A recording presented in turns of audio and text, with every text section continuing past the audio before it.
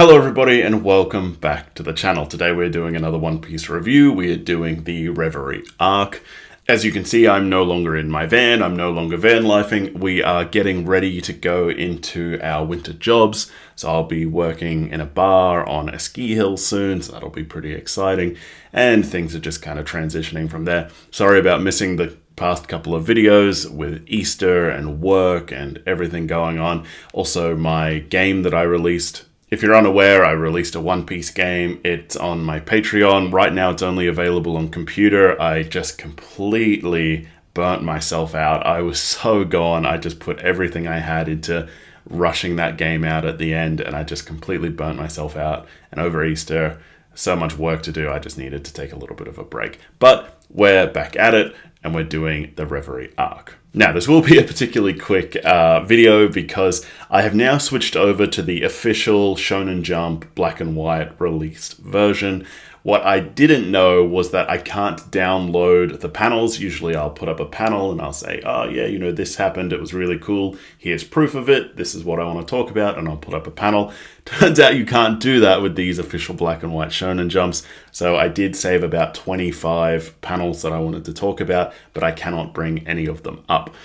That's good to know now, while I just did a review of a 6 chapters long or whatever. So in my next videos, when I'm doing the reviews, I'll still be reading the black and white, but any panels that I want to save to talk about, I will go into the colored version, copy it down, and then bring those up in my review. All right, so a few really interesting things happened in this one. Firstly, let's talk about Zeus. Let's talk about the cloud. Let's get that out of the way straight away.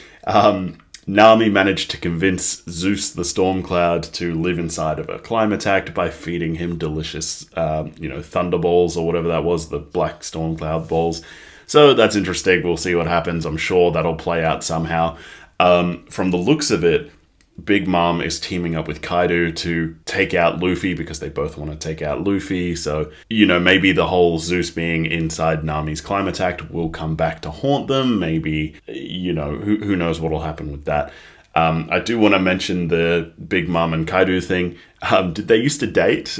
From the sounds of it, I saved a panel I was going to put up, and from the sounds of it, it sounded like, she might have been one of his husbands in the past, but I guess we'll just have to wait and find out. But onto the bigger, more exciting thing, Luffy becoming one of the emperors, right? Now, I saved all the panels to put up, but I thought that played out very interestingly. Because it was one of those things that we just took as face value, because, for us as the reader, when we were reading it, Luffy didn't exactly win that fight with Big Mom. Like, he went and he beat up Big Mom's, like a lot of her army, and the guy with the face that was, quite, I think he had a billion berry bounty.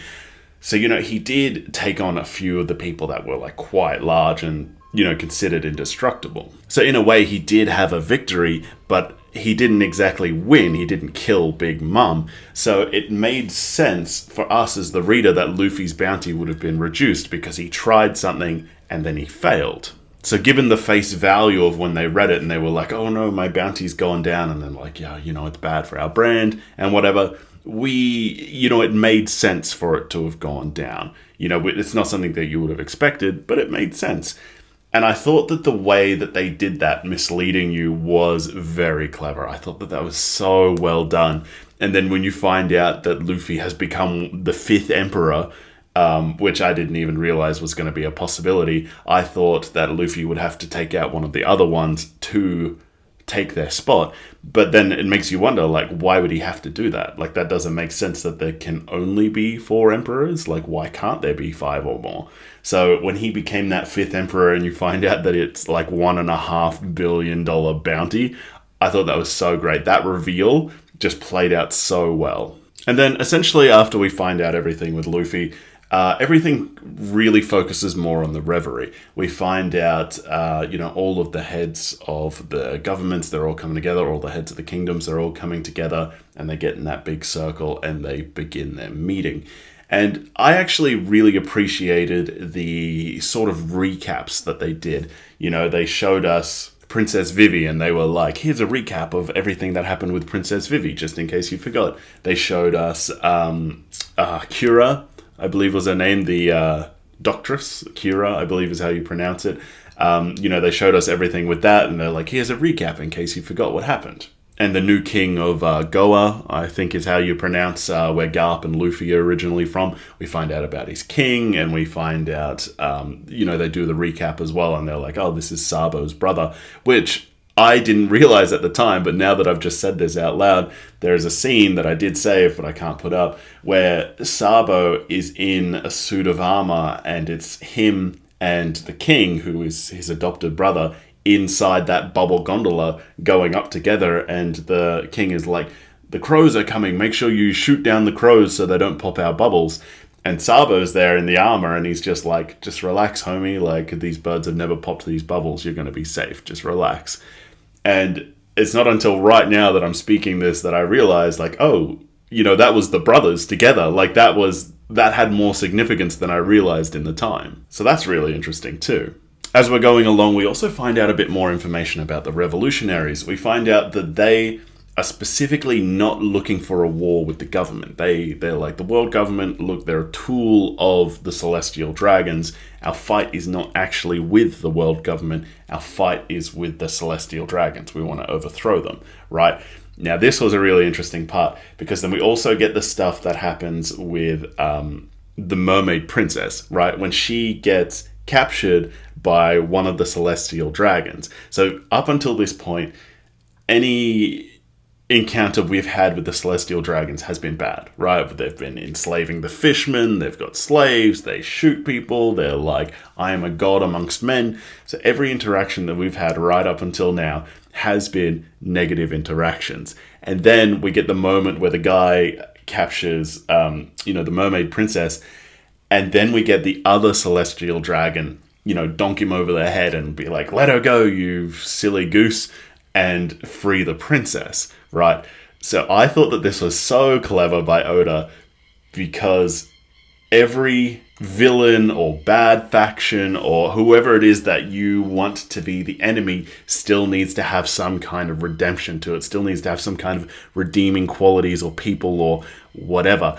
And it's so funny that now that we're going to be at war with these celestial dragons, we now get celestial dragons that are like redeemable. They're morally grey. They're people that, they're showing that they aren't all bad people. There are still some good people in amongst the shit people. And honestly, I think they did it right at the perfect time as well. So that when I saw that, I was like, you clever, clever man.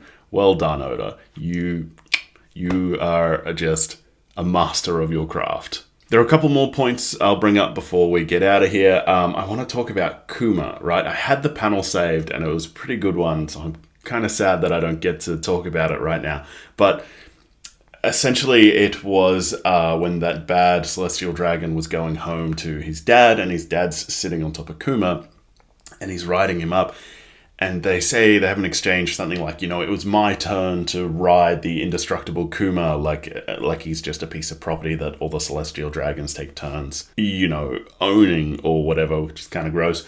But we also find out that he was the king of a kingdom, which I can't remember. I was really banking on having that panel to talk from it. We find out that he was a king of a kingdom, and we find out that the revolutionaries are there to set him free, because he was also part of the revolutionary army. And we see Jewelry Bonnie disguised as the old lady who was the queen of the same country that Kuma was from, which was the interesting part. She sneaks in as an old woman, as the old queen, and is clearly very distraught of how the way that they're treating Kuma. And then we go into another panel where they're underground and Sabo's there, and he's like, how can I relax when they're treating him like this? He's one of our kind, he's one of our people. So this was a really great arc in order to throw out all of these plot threads, because there were a lot of plot threads thrown out. Like, we got to see Cypher Pole again. There's the secret police that are standing up for the celestial dragons. We got to see, the celestial dragons being bad people. We got to see them being good people. We got to get recaps of all the past events. But one more specific thing that I want to talk about is that fact that they mention that Wano is outside of the jurisdiction of the government. Now, maybe this will have some kind of larger ramification in the future, or maybe this will just be like a throwaway thing, like, oh, that's why they're not at the reverie, they're just outside of our jurisdiction. But I have a feeling it might have something more, because if you know what the history of like an outlaw is, right? Like, so the word outlaw in regards to like cowboys or whatever, right? Like if you're declared an outlaw, someone can do whatever they want to you and they are not held to the standards of the law, right? So I'm wondering if Wano might have some kind of similarity to that, or if they're just like, they're just outside of our jurisdiction, so, you know, we just won't send a Navy fleet to them. Or if we do send a Navy fleet to them and they burn the whole place to the ground, we're not liable for that because they're outside of our jurisdiction. They're not our responsibility. If we burn it down, like, they're not part of the government. Who cares? Or also, if they're desperately in need of help, why would we go and help them? They're not part of our government. They're not part of our jurisdiction. So, I don't know. I feel as if this thing wasn't just a throwaway line. I feel as if there might be something more to it. Anyways, guys, that was it. Nice quick video. The Reverie arc. Next week, I should hopefully have read about 50 chapters. It should be, you know, Wano, the first 50 chapters or whatever. Usually in a book series, if I was doing a review, I would make predictions in it, but I have no idea what to predict. This is so I don't even know how to make predictions in One Piece anymore. We haven't even seen Blackbeard I'm pretty sure this entire half of the Grand Line, we haven't seen Blackbeard yet. So I don't even know what to assume or presume or predict or any of that anymore. I'm just gonna go in with wide eyes and an open heart and just accept anything that Oda wants to give me. So I'm looking forward to it. Next week should be probably the first 50 chapters of Wano. I'm excited.